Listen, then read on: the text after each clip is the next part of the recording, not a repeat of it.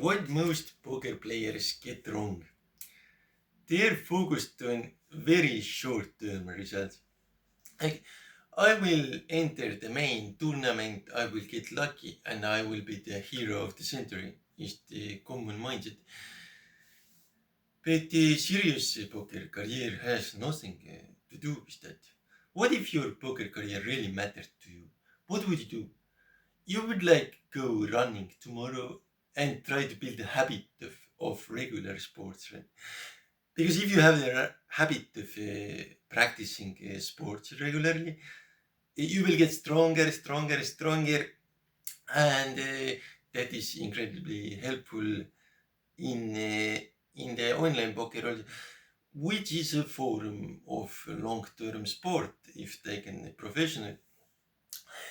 So instead of trying to get lucky one time, you would start training yourself sports-wise, like any sport will do, but mostly those type of sport that has to do with full body training.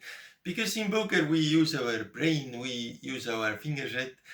In online poker, well, in live poker I don't play, but there also we mostly use our brain and our hands maybe a little bit, but the whole body is still, and that's pretty difficult. So if you want to be successful and a happy poker professional or long-term poker player, you need the whole body to be fit. So go to the gym or go running or play physically active games with children where you need to actually push yourself in stamina wise, and so that's how you focus on long term, and being helpful to other people outside of poker world is so nice. So there, on higher levels, there isn't actually this type of clash. If you're a poker player, you're evil. It isn't there anymore, because yes, when you're competing, you're giving your best to outplay these people who are also competing in the same game. But outside of the game, you can be the most helpful person to everyone you meet. There isn't no conflict actually. If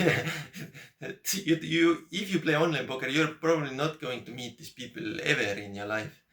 Like they're in other countries playing on other stakes mostly. Sometimes you meet at your stakes, but you're probably not going to meet them physically.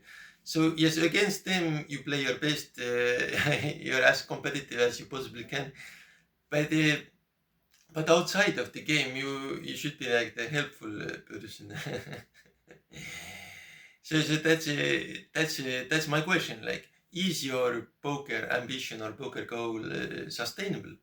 Like, does it work for the next 2 years? If you do that every day, what will your next 2 years look like? Is it like a mess where you drink your seventh beer in a bar, or is it like every morning sports practice? So that we need to make that choice at some point in our career. Do I take my poker career seriously? Does it matter to me or not? If it does matter to me, what will I do to really push myself? And there's a serious emotion starts to happen if you do something that really matters to you. That's completely something else than doing stuff that you don't care about. So if it really matters to you, then now it's like, yeah, that hand also mattered. Like, how could I do better? Otherwise, instead of just laying 1,000 hands in an hour and clicking buttons and breaking even, instead then you start to think, oh, that hand also mattered. So now you can one table. And you can play from phone if you don't have a computer and travels currently because of life circumstances or something. So you can now profitably one table because you have mastered that skill.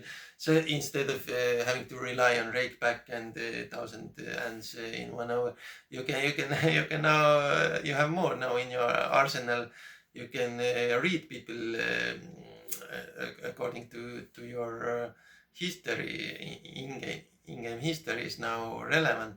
What did they do? How did they play against you? What's your table image? All of this you can do when you're on one tabling or two tabling. So yeah, I would seriously consider the following question: Is it sustainable long term? And do you take your poker career seriously or not, or it's just something that you don't care about? So that's my question.